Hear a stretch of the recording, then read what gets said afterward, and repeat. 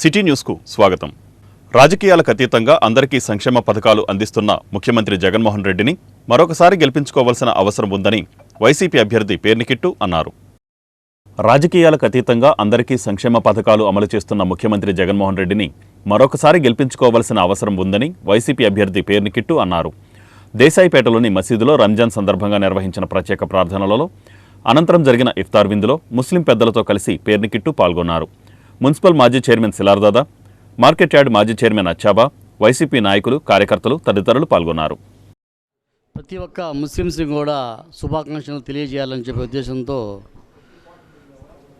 పేరుని కృష్ణమూర్తి కిట్టు గారు ప్రతి మసీదుకి కూడా అంటే రంజాన్ ప్రారంభోత్సవం జరిగినప్పటి నుంచి కూడా ప్రతి మసీదుకి వెళ్ళటం, శుక్రవారం అయితే శుక్రవారం మసీదు కూడా వెళ్ళటం, దర్శించటం, అక్కడ ముస్లిం సోదరులందరూ కూడా శుభాకాంక్షలు తెలియజేయటం, మసీదు వాళ్ళు కూడా రండి మా మసీదు కంటే పిలవటం.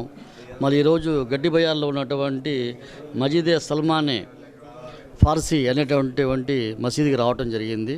అక్కడ భక్తులందరూ కూడా మరి స్వాగతం పలికి కిట్టుబాబు గారిని ఆస్వాదించడం కూడా జరిగింది. ఎందుకంటే మత గురువులు ఈ యొక్క నెల మాసంలో చాలా దూర ప్రాంతాల నుంచి బీహారు, యూపీ, మధ్యప్రదేశ్ ఇంకా దూరం ఉన్నటువంటి మహానగరాల నుంచి హాఫీజ్ ఖురాన్లు రావటం జరుగుతుంది. అదేవిధంగా హాఫీజ్ ఖురాన్లు రావటం మరి కిట్టుబాబుని కూడా ఆశీర్వదించడం జరుగుతుంది. కాబట్టి ప్రతి ఒక్కళ్ళు కూడా ఈ రంజాన్ మాసం పురస్కరించిన ప్రతి ఒక్క మరి ముస్లిం సోదరులకు అందరికీ కూడా శుభాకాంక్షలు తెలియజేస్తూ, ముఖ్యంగా ఈ యొక్క మసీదు కమిటీ వారు మసీదు కమిటీ వాళ్ళు కూడా మరి పిలిచి కూర్చోపెట్టుకొని పక్కన కిట్టుబాబుని మా అందరిని కూడా వాళ్ళు ఆహ్వానించినందుకు ప్రత్యేకంగా మసీదు కమిటీ వారిని కూడా ప్రత్యేకంగా మచిలీపట్నం గడ్డి బజారులో ఉన్నటువంటి సల్మానే ఫార్సీ మసీదు వారు ఇఫ్తారీ దావత్ ఆహ్వానం మేరకు ఈ రోజున మేమందరం కూడా ఇక్కడ వచ్చి వారు ఇచ్చినటువంటి ఇఫ్తార్ విందుని స్వీకరించడం జరిగింది. ఆ మసీదు కమిటీ వారికి ప్రతి ఒక్కరికి కూడా హృదయపూర్వకమైనటువంటి కృతజ్ఞతలు తెలుపుకుంటున్నాం. ఎన్నికలు స్వేచ్ఛగా, నిష్పక్షపాతంగా నిర్వహించేందుకు సి విజిల్ను ఉపయోగించుకోవాలని జిల్లా ఎన్నికల అధికారి కలెక్టర్ రాజాబాబు అన్నారు. ఎన్నికలు స్వేచ్ఛగా, నిష్పక్షపాతంగా నిర్వహించేందుకు సి విజిల్ చురుకైన బాధ్యతాయుతమైన పాత్ర పోషిస్తోందని జిల్లా ఎన్నికల అధికారి జిల్లా కలెక్టర్ పి రాజాబాబు తెలిపారు. ఎన్నికల సమయంలో ఎన్నికల ప్రవర్తనా నియమావళి ఉల్లంఘనలను నివేదించడానికి పౌరుల కోసం భారత ఎన్నికల సంఘం సి విజిల్ ఆన్లైన్ అప్లికేషన్ ప్రారంభించిందని అన్నారు. సి విజిల్ అనేది యూజర్ ఫ్రెండ్లీ యాప్ అని, పౌరులు గూగుల్ ప్లే స్టోర్ నుండి డౌన్లోడ్ చేసుకోవచ్చని తెలిపారు. ఎన్నికల ప్రవర్తన నియమావళి ఉల్లంఘన సంఘటనలపై సి విజిల్ ద్వారా రిపోర్టు చేయవచ్చని, రిటర్నింగ్ అధికారి కార్యాలయానికి వెళ్లాల్సిన అవసరం లేదన్నారు. ఎన్నికల ప్రవర్తన నియమావళి ఉల్లంఘనలు సి విజిల్ ద్వారా రిపోర్టు చేయబడిన తరువాత వీటిని విచారణ కోసం క్షేత్రస్థాయిలో ఎస్ఎస్టీ, ఎఫ్ఎస్టీలకు పంపబడుతుందని, సి విజిల్లో నమోదైన ఫిర్యాదులు 100 నిమిషాల్లో పరిష్కరించబడుతుందని కలెక్టర్ తెలిపారు. ఎంసీసీ ఉల్లంఘన కేసులను రిపోర్టు చేయడానికి పౌరులు సి విజిల్ని ఉపయోగించవచ్చని తెలిపారు. ఎన్నికల షెడ్యూల్ ప్రకటించినప్పటి నుండి 25వ తేదీ సాయంత్రం 5 గంటల వరకు సి విజిల్ ద్వారా 144 ఫిర్యాదులు పరిష్కరించినట్లు కలెక్టర్ తెలిపారు. పరిష్కరించిన వాటిలో ఎక్కువగా పార్టీ నాయకుల ఫోటోలు, పేర్లతో ఉన్న బ్యానర్లు మూసి ఉంచాలని, ఫౌండేషన్ స్టోన్ల మీద రాజకీయ నాయకుల పేర్లు, ఫోటోలు మూసి ఉంచాలని, గ్రామ పంచాయతీలలో పార్టీల రంగులు కలిగి ఉన్న సిమెంట్ బెంచ్లపై రంగులు తొలగించాలని, తాగునీటి ఓవర్ హెడ్ ట్యాంకులు పార్టీ రంగులు కలిగి ఉన్నట్లు 2-3 ఫిర్యాదులు వచ్చాయని, ప్రజా పంపిణీ వ్యవస్థలోని ఎండియు వాహనాలపై రాజకీయ నాయకుల ఫోటోలు మూసివేయాలని ఫిర్యాదులు వచ్చినట్లు తెలిపారు. శ్రీ రామానుజ సంస్థాన్ ఆధ్వర్యంలో గరుడ సేవ గాంధీనగర్లో ఘనంగా నిర్వహించారు. తెలుగు మాసాల్లో చిట్టచివరిదైన ఫాల్గుణ మాసం భగవత్ ఆరాధనకు ప్రత్యేకించినది. అన్ని ఆలయాల్లో బ్రహ్మోత్సవాలు, కళ్యాణోత్సవాలు జరుగుతాయి. ఫాల్గుణ శుద్ధ పాడ్యమి నాడు గరుడ సేవకు అత్యంత ప్రాముఖ్యత ఉంది. ఈ నేపథ్యంలో చలరాస్తాలోని యతిరాజ భవన్లో విశేష కార్యక్రమాలు, ఉత్సవాలు నిర్వహిస్తున్నారు. ఇందులో భాగంగా నగరంలోని 12 గృహాలలో గరుడ సేవను పండితులు నిర్వహించారు. ఈ సందర్భంగా గాంధీనగర్లోని ఎంసీపీఎల్ డైరెక్టర్ కొల్లు రమేష్ గృహంలో యతిరాజ భవన్కు చెందిన పండితులు గరుడ సేవ ఘనంగా జరిపారు. రామానుజస్వామి ఉత్సవ విగ్రహాన్ని ఏర్పాటు చేసి ప్రత్యేక పూజలు, విష్ణు సహస్రనామ స్తోత్ర పారాయణ తదితరమైనవి నిర్వహించారు. నిత్యం లోకా సమస్త సుఖినో భవంతు. అయ్యేన వదమనేంద్రైర్వాగ్యాత్మనా వా ప్రదేశ భావాత్ కరోమి యత్యతే సకలం పరస్మై నారాయణాయ సమర్పయామి. శ్రీమన్నారాయణేంద్రాయ మహాత్మనే శ్రీరంగవాసనే భూయాత్ నిత్యశ్రీ నిత్యమంగళం.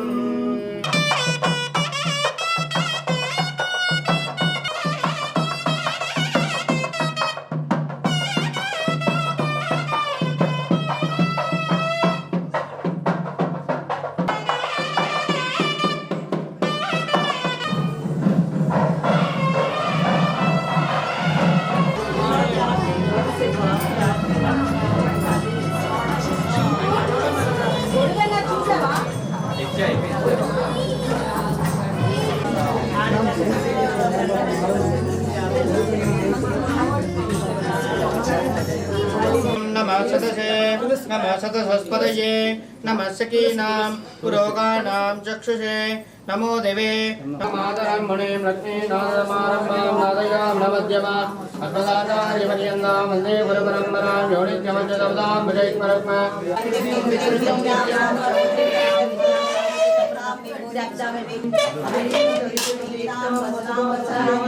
नमामि भगवतां कामाक्षी योगसंभवाम् अनुग्रहपरायणां पद्मनाभं देवी पद्मिनी पद्मवन्दिनीं पुण्यगन्धां सुप्रसन्नां प्रसादां नमावदनं ध्याये सर्वविघ्नोपशान्तये यस्य त्वरितपत्राद्य पारिषद्या परश्चतं विघ्नं निघ्नं च सततं विश्वसेनं तमाश्रये व्यासं वसिष्ठनप्तारं शक्त्यै प्रभविष्णवे श्रीवैशम्पाय उवाच श्रुत्वा धर्मानशेषेण पावनानि च सर्वशः युधिष्ठिरस्यान्तनवं पुनरेवाभ्यभाषत युधिष्ठिरोवाच किमेकं निर्गतं लोके किं वाप्येकं परमं यो महत्तेज परमं यो महत्तपः परमं यो महद्ब्रह्म परमं यः परायणं पवित्राणां पवित्रं यो मङ्गलानां च मङ्गलं देवतं देवतानां च भूतानां योगयुक्तं साम्प्रदन्नागदाधरैत्यस्त्रं प्रदान्नपाणि रक्षोपेतिनेत्रं श्यामासामगस्सामेति कवचम् आनन्दं परब्रह्मेति योनिः मे यो ऋषिकेश पद्मनाभो हरप्रभु विश्वकर्मा मनुष्यष्टा सविष्टस्तविरोधः अग्राह्य शाश्वतकृष्णो यद्भक्ताक्षरो भूतश्चविहारः वेदसामोचित कृष्णो दृढसङ्कर्षणो शः वर्णो वार्णो वृषा पुष्कराक्षो महामनाः भगवान् नन्दीवनादिहरायः आदित्यो ज्योतिरादित्य सयावे शक्ति चक्रेश नन्दति श्रीमान् नारायणो विष्णु वासुदेवो विरक्षतु श्रीवासुदेवो रामेति रमे रामे मनोरमे सहस्रनाम तत्तुल्यं रामनामवरानने श्रीराम राम रामेति पुरुषङ्गङ्गैकण्डे एन्नानि मन्नन् बालिन्ने लक्ष्मीर्णलाक्षाङ्गदाक्षादिवच्चवक्षसे क्षेमङ्गराय सर्वेदां श्रीरङ्गाम्ने सर्वभोगाय मङ्गलं केशववासञ्जनादो वा श्रीपतिर्वेददात्रिकै विदर्गाय महाप्राज्ञे भाष्यमाराय मङ्गलं गुणामोलावदिन्नाय दोषिताखिलसूरये सौम्यदा मात्रमणये शान्तायाप् अडिवामोडन् निन्नाडुडमिन्द्रियायं वल्लाण्डे अडिवायं वरमार्गणे मार्गेन्द्रमङ्गलगिरं श्रीमद्भद्रामदिनं संवर्धय श्रीमन्नश्रीरङ्गश्रीमद्भद्रामदिनं संवर्धय नमः श्रीशै मारन्तिरुवायुमैपொருளை மாநிலத்தோர் திரும்படி உரைக்கும் சீர் செய்யதாமரை தாளினை வாழியே சேரைவாணி திருநாளியோः சதமானம் பவஜதாய பிரசதேந்திரியே ஆயுஷ்யவேந்திரியே ప్రదేదేష్టాసి మచిలీపట్నంలో మంచినీటి సమస్యకు నగరపాలక సంస్థ నిర్లక్ష్యమే కారణమని టీడీపీ కార్పొరేటర్లు విమర్శించారు. మచిలీపట్నంలో మంచినీటి సమస్యకు నగరపాలక సంస్థ నిర్లక్ష్యమే కారణమని టీడీపీ కార్పొరేటర్లు ఆరోపించారు. టీడీపీ కార్యాలయంలో ఏర్పాటు చేసిన మీడియా సమావేశంలో వారు మాట్లాడుతూ ప్రతిరోజు మంచినీళ్లు ఇస్తామన్న స్థానిక ఎమ్మెల్యే హామీ ఏమైందని ప్రశ్నించారు. ప్రస్తుతం రోజు విడిచి రోజు సరఫరా చేసే పరిస్థితి పోయి 2 రోజులకు ఒకసారి నీటి సరఫరా చేయాల్సి రావడం నగరపాలక సంస్థ అవగాహన రాహిత్యానికి అసమర్థతకు నిదర్శనమని వారు విమర్శించారు. వేసవికి ముందే మంచినీటి ఎద్దడి ఎదుర్కొనేందుకు నిర్దిష్ట ప్రణాళిక రూపొందించడంలో నగరపాలక సంస్థ ఘోరంగా విఫలమైందన్నారు. మచిలీపట్నానికే సక్రమంగా మంచినీటి సరఫరా చేయలేని నగరపాలక సంస్థ పోర్టు, మెడికల్ కాలేజీల నిర్మాణానికి మంచినీటిని విక్రయించడం ఏమిటని వారు ప్రశ్నించారు. ఈ కార్యక్రమంలో టీడీపీ కార్పొరేటర్లు చిత్తజల్లు రాము, అన్నం ఆనంద్, సమతాకీర్తి, దింటకుర్తి సుధాకర్, దేవరపల్లి అనిత తదితరులు పాల్గొన్నారు. మున్సిపల్లో వాటర్ రిలేటెడ్ చర్చ పెట్టి ఆ రోజు సాక్షాత్తు మేయర్ గారి సమక్షంలో మంచినీళ్లు సరిపోతాయి, సరిపడా నిల్వలు ఉన్నాయని చెప్పిన ఈ అధికార పార్టీ ఒక 10 రోజులు గడిచేటప్పటికి మచిలీపట్నం ప్రజలకు మంచినీళ్ళు సరఫరా చేసే పరిస్థితుల్లో కూడా మేము లేము, 2 రోజులకి అది రోజు మార్చి రోజు కాకుండా 2 రోజులకు ఒకసారి ఇస్తాము అని చెప్పడం చాలా ఆశ్చర్యకరంగా ఉంది. అంటే ఈ 10 రోజుల్లో మరి ఏం జరిగింది? వాటర్ ఎవరికి పోసారు? నిల్వలు ఎందుకు తగ్గిపోయినాయి? మనం సమ్మర్ వస్తుందంటే ఎంత ప్లాన్డ్గా ఉండాలి? వాటర్ నిల్వ పెట్టుకొని 3300 కెపాసిటీ ఉన్న ఎంఎల్ కెపాసిటీ ఉన్న ట్యాంక్ మనకి అయిపోయి ఇప్పుడు 1800కి పడిపోయింది. అది ఫిబ్రవరిలో ఫిల్ చేసినది.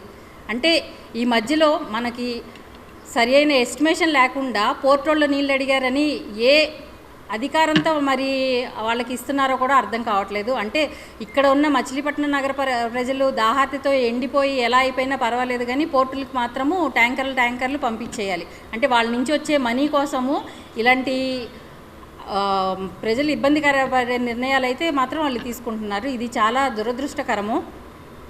8 రిజర్వాయర్లు కట్టి ప్రతిరోజు మంచినీటి సరఫరా జరిగేలాగా తెలుగుదేశం పార్టీ ఈరోజు మా కార్పొరేటర్లు ఈ సమావేశాన్ని ఏర్పాటు చేయడానికి గల కారణం మచిలీపట్నంలో 2 రోజులకు ఒకసారి నీరు సరఫరా చేస్తామని అధికారికంగా మున్సిపల్ కమిషనర్ గారు పత్రికాముఖంగా తెలియజేశారు. దాని మీద మేము తీవ్రంగా ఖండిస్తున్నాం. మొన్న మున్సిపల్ కార్పొరేషన్ సమావేశంలోనే నీరు నిల్వలు పుష్కలంగా ఉన్నాయి అని ఆ రోజు కూడా మేము ఇదివరకు మీరు ప్రామిస్ చేసినట్టుగా ప్రతిరోజు మీరు ఇంటింటికి సరఫరా చేయాలని చెప్పి మేము అధికారం చేపట్టే సమయంలో పేర్ని నాని గారు చెప్పడం జరిగింది. అది కూడా అమలు జరగలేదు. కనీసం రోజుకు రోజు ఇచ్చే నీళ్ళు కూడా తీసేసి ఇప్పుడు 2 రోజులు ఇవ్వడం చాలా దురదృష్టకరమైన విషయం. ఇక్కడ ఉన్న నిల్వల్ని మన సమావేశంలో చెప్పిన నిల్వల్ని మెడికల్ కాలేజీ కోసం లేదా పోర్టు కోసం వీళ్ళు డబ్బులకి అమ్ముకుని ప్రజల యొక్క దాహార్తిని పట్టించుకోవట్లేదు. అవి కూడా అభివృద్ధి అనేది బందర్ ప్రజలకి ముఖ్యమే. కానీ తగిన చర్యలు తీసుకుని వాళ్ళు ప్లాన్డ్గా మున్సిపల్ ఏఈ గారు వీళ్ళు చేయాలి. అదేమీ చేయకుండా వాళ్ళు ఊరికే ఒక పత్రికాముఖంగా ప్రజలకి మేము తెలియజేస్తున్నాం ముందుగానే పట్టుకుని ఉంచుకోవడం చాలా దురదృష్ట విషయం. ఈ విషయాన్ని మా తెలుగుదేశం పార్టీ తరఫున తీవ్రంగా ఖండిస్తూ దీన్ని ఇక ముందు కూడా తొందరగా త్వరితగతిన ప్లాన్ చేసి అందరికీ సక్రమంగా రోజు వచ్చి నీళ్ళు వచ్చేట్టుగా ఏర్పాటు చేసి ఈ యొక్క నీటి సరఫరాని శుభ్రంగా చేయవలసిందిగా మా తెలుగుదేశం పార్టీ తరఫున గట్టిగా డిమాండ్ చేస్తున్నాం. నేను మచిలీపట్నంలో డైలీ వాటర్ ఇస్తాను అని ఆయన అనేక సందర్భాలు అనేక మీటింగ్లు ప్రస్తావించారు. కానీ ఈరోజు మచిలీపట్నం ప్రజల గతి వారానికి 2 రోజులు మాత్రమే మంచి వాటర్. అక్కడ ఏం జరిగిందండి? ఇప్పుడు ఆ మాటలు నిజమా అబద్ధమా? నాన్నగారు చెప్పిన మాటలు నిజమా అబద్ధమా? అబద్ధం. రేపు ఫ్యూచర్లో కూడా మీరు కనుక 2024లో కూడా ఏ మాయ మాటలు మీరు కనుక నమ్మితే మన మచిలీపట్నం ప్రజలు అధోగతి పాలవుతారు. టీడీపీ గవర్నమెంట్లో 2014-2019లో మన కొల్లూరు రవీంద్ర గారు 3 శాఖల మినిస్టర్గా ఉండి అనేక ఆర్థిక వనరులు మచిలీపట్నం తీసుకొచ్చి 11 రిజర్వాయర్లు మచిలీపట్నం చుట్టుపక్కల 11 రిజర్వాయర్లు కడితే 4 ఏళ్ళు తాత్సారం చేసి వాటిని ఇప్పుడు తూతూ మంత్రంగా ఇప్పుడు వదిలేరు. అవి కాస్త సరిగ్గా సెట్ అవ్వలేదు. మళ్ళీ పాత రూట్లో వదిలేశారు. మొన్న మా ఏరియాలో రిలీజ్ కాలనీలో కొత్త ట్యాంక్ ఓపెన్ చేశారు రిజర్వాయర్. అదేమైంది? వాటర్ సరిగ్గా రాక ఎక్కడ లీకులు అయిపోయి ఆ ఫ్రెష్గా ఎక్కడ పైపులు పగిలిపోతే మళ్ళీ ఏం చేశారు? దాన్ని ఆఫ్ చేసి మళ్ళీ పాత రూట్లో వాటర్ వదిలేరు. అలా జరుగుతున్నాయి ఇప్పుడు పరిస్థితి మచిలీపట్నం ప్రజలకి. వారానికి 2 రోజులు అంటే మచిలీపట్నం ప్రజలు ఏం తాగి దారి తీసుకుంటారో అర్థం చేసుకోండి. మనం ఇదివరకు ఎక్కడో రాయలసీమల్లో అక్కడ అనుకునేవాళ్ళం, అరే అక్కడ వాటర్ ఉండదంటారా, పొలాలు బీడివారిపోతాడు. ఈరోజు మన ఆంధ్రప్రదేశ్ కాకినాడలోని శివాలయంలో పూజారిపై దాడి చేసిన వైసీపీ నాయకుడిపై చర్యలు తీసుకోవాలని టీడీపీ, జనసేన, బీజేపీ నాయకులు డిమాండ్ చేశారు. కాకినాడ శివాలయంలో పూజారిపై దాడి చేసిన వైసీపీ నాయకుడిపై చర్యలు తీసుకోవాలని బీజేపీ, టీడీపీ, జనసేన, బ్రాహ్మణ నాయకులు డిమాండ్ చేశారు. పౌర్ణమి సందర్భంగా కాకినాడలోని శివాలయంలో పూజారిపై వైసీపీ మాజీ కార్పొరేటర్ చంద్రశేఖర్ దాడి చేయడాన్ని వారు ఖండించారు. పూర్ణిమ పురస్కరించుకుని ఆలయం భక్తులతో కిటకిటలాడుతున్న నేపథ్యంలో వైసీపీ నాయకుడు సరైన ప్రాముఖ్యత లభించలేదని, పూజారిపై దాడికి పాల్పడడం హేయమైందని వారు అన్నారు. ఇప్పటి వరకు పూజారిపై దాడికి పాల్పడిన వైసీపీ నాయకుడిపై చర్యలు తీసుకోకపోవడం ఏమిటని వారు ప్రశ్నించారు. వైసీపీ పాలనలో బ్రాహ్మణులు అణచివేతకు గురవుతున్నారని వారు ఆరోపించారు. ఈ కార్యక్రమంలో బీజేపీ నాయకులు అయోధ్య రాము, ధూళిపాడ శ్రీరామచంద్రమూర్తి, టీడీపీ నాయకుడు పివి ఫణికుమార్ తదితరులు పాల్గొన్నారు. లోటస్ సంస్థ సుఖినో భవంతు అంటూ ప్రజలంతా క్షేమంగా ఉండాలి, అందులో నేనుండాలి అనుకుని మరి దేవాలయాల్లో అర్చకులు కానీ పూజారులు కానీ ప్రతినిత్యం ఆ స్వామివారికి నివేదన చేస్తూ భక్తులకు మంచి జరగాలని కోరుకుంటూ దేవాలయాల్లో పూజలు చేస్తారు. అలాంటి దేవాలయాల్లో ఇవాళ వైసీపీ అధికారంలోకి వచ్చిన తర్వాత దాడులు ఎక్కువైపోయినాయి. ఈ 5 సంవత్సరాల పరిపాలనలో ముఖ్యంగా నిన్న ఎలక్షన్ కోడ్ వచ్చిన తర్వాత కూడా వైసీపీ దాడులు ఏ విధంగా ఉన్నాయంటే, కాకినాడ శివాలయంలో అర్చకులు సాయి శర్మ, విజయ్ కుమార్ శర్మలపై వైసీపీ మాజీ కార్పొరేటర్ సిరియాల చంద్రశేఖర్ ఏమీ లేదండి, లైన్లో కాసంత ఉండండి, ప్రసాదం తీసుకుని వెళ్దురు కానీ అంటే గర్భగుడిలో సాక్షాత్తు కాకినాడలో దేవాలయంలో శివాలయంలో గర్భగుడిలో పూజారిని పట్టుకుని తిట్టరాని బూతులు తిడుతూ ఇష్టం వచ్చినట్టు నోటికి వచ్చినట్టు మాట్లాడి చంపమ్మడు కొట్టాడు. ఎంతవరకు సవ్వండి? ఇవాళ ఆ అర్చకుడికి రాజకీయాలతో ఎటువంటి సంబంధం లేదు. ఏదో ఆ అర్చకుడు కాసేపు నిలబడండి, అందరితో పాటు ప్రసాదం ఇస్తాను, తీర్థం ఇస్తానంటే నాకు ముందర ఇవ్వని చెప్పి కొట్టాయంటే ఇవాళ వైసీపీ పాలకుల అహంకారం ఎట్లా? నన్ను లైన్లో ఉండమంటావా అని చెప్పి చెంప మీద కొట్టాడు ఆయన. అంతేకాదు అదేంటి నన్ను కొడుతున్నావు ఏంటి చెప్పి అడిగినందుకు నన్నే ప్రశ్నిస్తామని చెప్పి కాలుతో కూడా తంతే కింద పడ్డాడు. కింద పడితే ఆ కేకలేస్తే పక్కనున్నటువంటి ఇంకొక విజయ్ కుమార్ శర్మ అని చెప్పి అతను కూడా పరిగెత్తుకొచ్చాడు. పూజారి పరిగెత్తుకొస్తే నువ్వెవడరా అని చెప్పి వాడిని కూడా లెంపకాయ కొట్టాడు.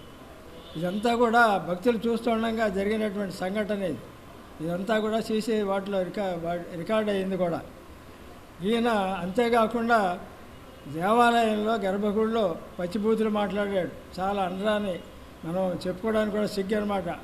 అటువంటి పచ్చిబూతులు మాట్లాడి బ్రాహ్మణులు అక్కడ పూజారులను అవమానించడమే కాకుండా ఈ వైసీపీ ప్రభుత్వం వచ్చిన తర్వాత దేవాలయాల్లో విగ్రహాలు వెగలగొట్టడం, రథాలు తగలబెట్టడం, ఏదైతే అర్చకులకి అందరికీ కూడా నేను సరి అయినటువంటి జీతాలు ఏర్పాటు చేసి చక్కటి ఉన్నతమైన స్థితి కల్పిస్తాను, పోర్టల్ని కట్టిస్తాను అని చెప్పి హామీ ఇచ్చినటువంటి ఈ జగన్ ప్రభుత్వం ఏదైతే ఉందో ఇవాళ ప్రత్యేకంగా కనబడకుండా దొడ్డిదారులో బ్రాహ్మణుల మీద ఖర్చు పెట్టుకొని ఇటువంటి దారుణ అకృత్యాలు చేస్తున్నటువంటి పరిస్థితి వాళ్ళ రాష్ట్రంలో ఉంది. దీన్ని మొత్తం సమాజంలో ప్రజా సంక్షేమం కోసం దేశ నిన్న పౌర్ణమి సందర్భంగా కాకినాడ శివాలయంలో పూజలు నిర్వహిస్తున్న అర్చకుడిపై స్థానిక వైసీపీ నాయకుడు మాజీ కార్పొరేటర్ చంద్రశేఖర్ గారు ఆయనకి సముచితమైన స్థానం ఇవ్వలేదని ఆక్రోశానికి గురై ఏదైతే దేవాలయంలో అర్చకుడిపై దాడి చేయటం చాలా దౌర్భాగ్యమైన పరిస్థితి. కానీ ఈనాటికి ఈ సమయానికి కూడా వారిపై కేసు పెట్టడం కానీ ఎటువంటి చర్య తీసుకోవటం చాలా బాధాకరమైన విషయం. ఖచ్చితంగా ఏదైతే ఈ వైసీపీ ప్రభుత్వం వచ్చిన నాటి నుండి నేటి వరకు అర్చకుల మీద కానీ దేవాలయాల మీద కానీ ఎన్ని రకాలుగా దాడులు జరుగుతున్నాయో మనందరం గమనిస్తున్నాము. ఇప్పటికైనా ఈ రాష్ట్ర ప్రభుత్వం కనువింపు చేసుకుని ఏదైతే చంద్రశేఖర్ మీద కేసు బుక్ చేసి తక్షణమే అతన్ని అరెస్ట్ చేయాలని చెప్పేసి భారతీయ జనతా యువ మోర్చా తరఫున డిమాండ్ చేస్తున్నాం. ఈ వార్తలు ఇంతటితో సమాప్తం. నమస్కారం.